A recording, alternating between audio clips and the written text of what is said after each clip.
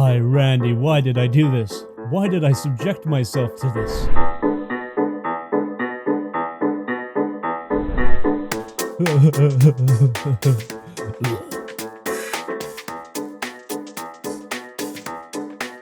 Well, maybe next time I'll try somewhere warmer. Ah!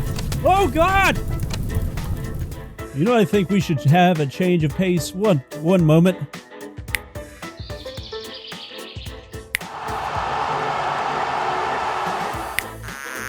Oh God. Yeah, this will do for now. What is a game without challenges? A video game journalist game of the year, that's what.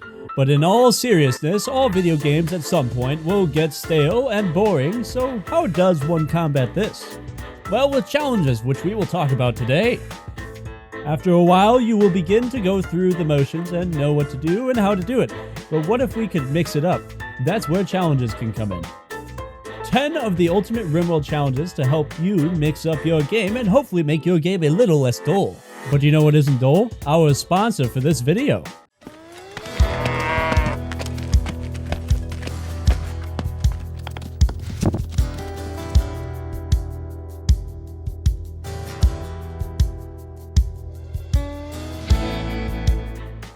Let's start with something a little more well known, the Ice Sheet Survival Challenge.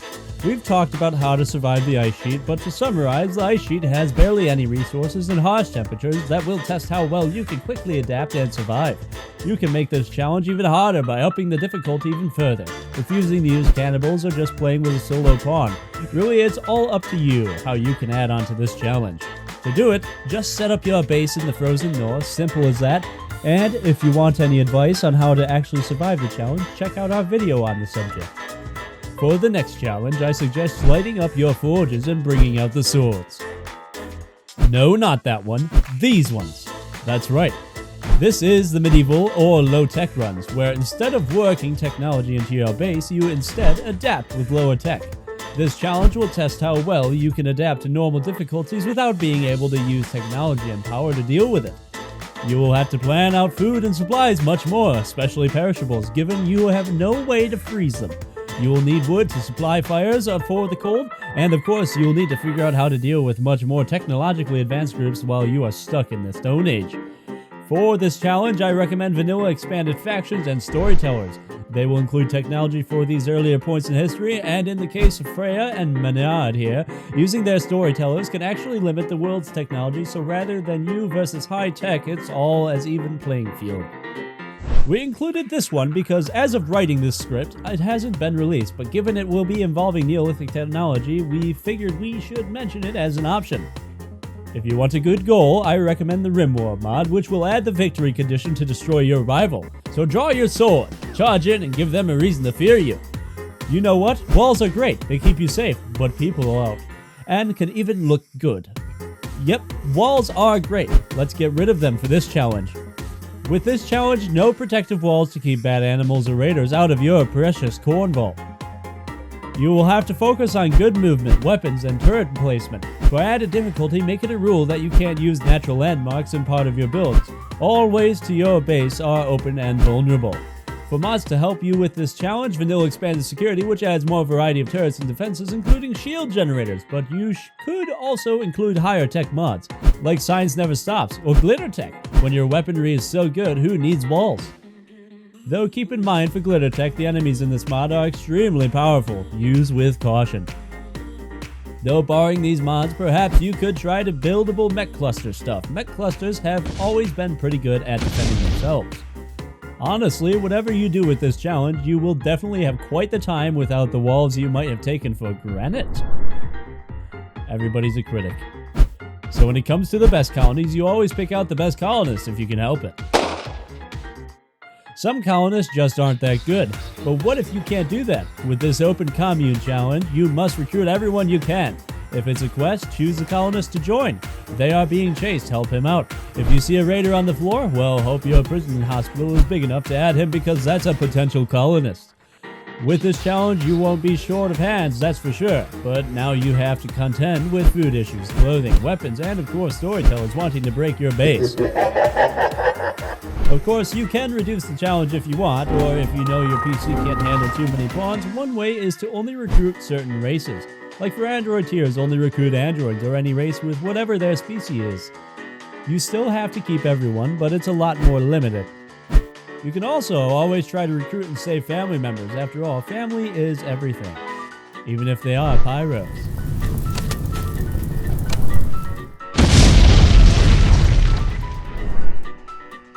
Yeah, having an open door policy in your colony might lead to more interesting stories that are a lot more fires and drunken parties, either way hilarity on the rim. You know what? Sometimes I don't want to make friends. How about I make my own base with blackjack and wait, have to be alone. Well, I'll at least have blackjack. Yeah, this is the life. Yeah, maybe you don't want to make friends. How about playing a solo run? I can see 3 flavors of solo run. First, just average Joe, or a prepared pawn who can at least do everything. Can you get off planet with just one person? Maybe. Or maybe they'll run across an angry beaver and die of infection. Of course, you could try the multiplayer mod and do a duo series, but rather than controlling one pawn, each of you control your respective pawns and try to survive whatever Randy throws at you. Just make sure your partner is someone you can trust. Although, if you want people to trust, why not play a Tinkerer and make your own friends? With this solo playthrough, you have to take care of the Tinkerer. You lose him, you lose the game. You could possibly start him off as a pacifist so he doesn't defend himself, or you can make him older and set a time limit for this game with you having to fix him up later before he dies of a heart attack.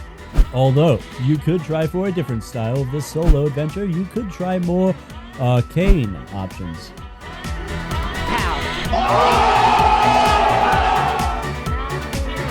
Well, that was weird. Moving on. I really need to get those turrets set up.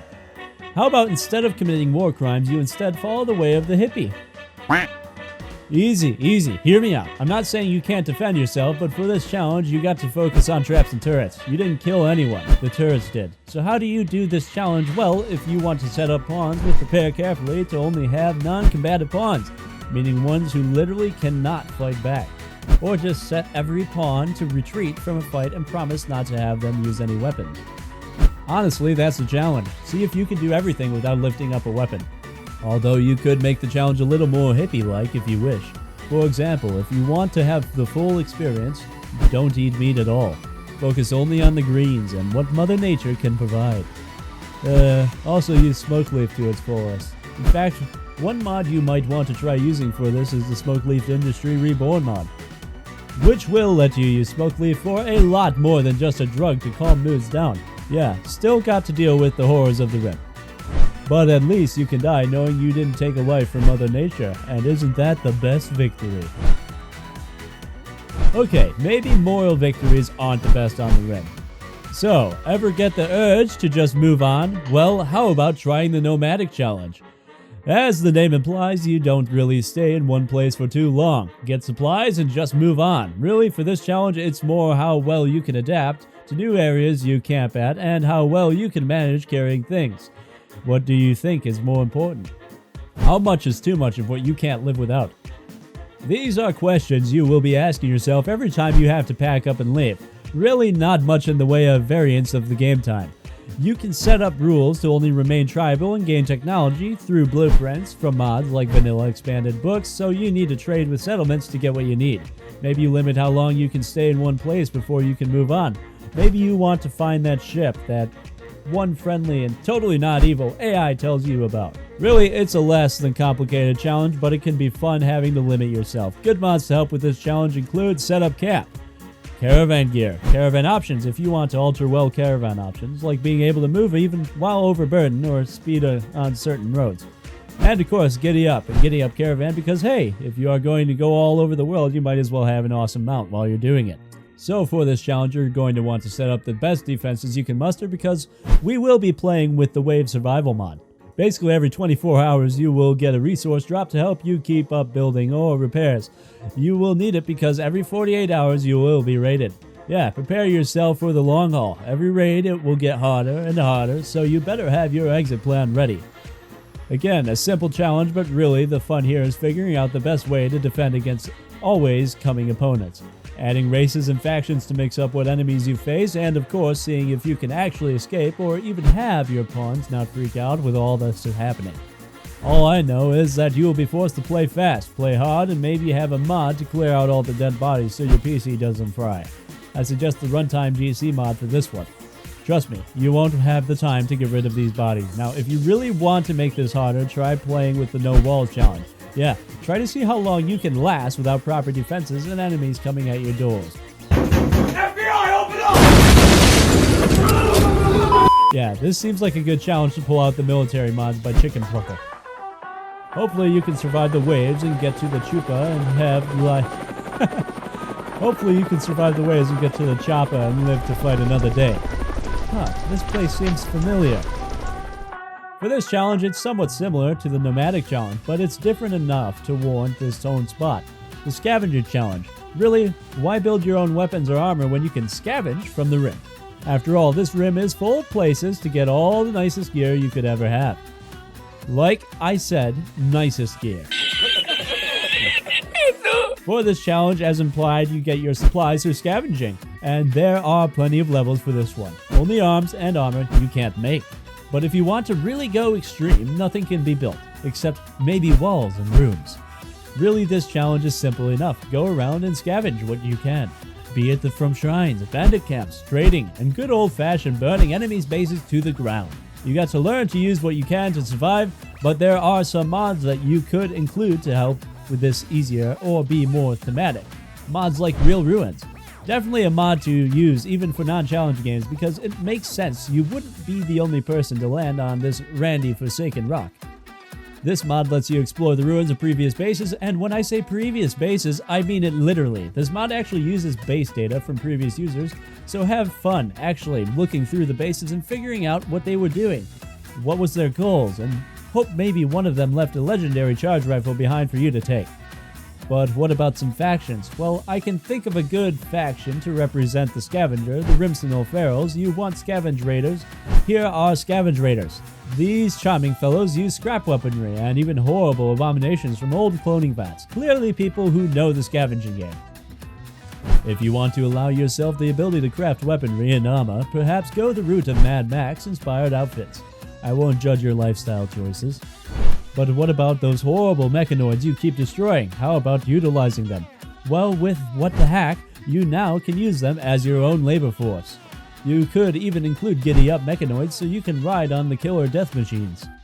Oh yeah, that was a good Tuesday. Really, these are just some of the mods you can include. Fun fact about Real Ruins, depending on what mods you are using, you might find items in those ruins relating to the mod.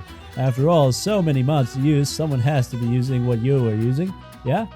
And number 10, Frost and Fire. Alright, you might look at all these challenges and think, yeah, I can take them. Well, fine. How about the ultimate challenge created by the YouTuber Radmant? That's right, an entire overhaul provided by him based on the Kenshi series, and like Kenshi, this world is going to be an unforgiving place where your mistakes can cost you everything.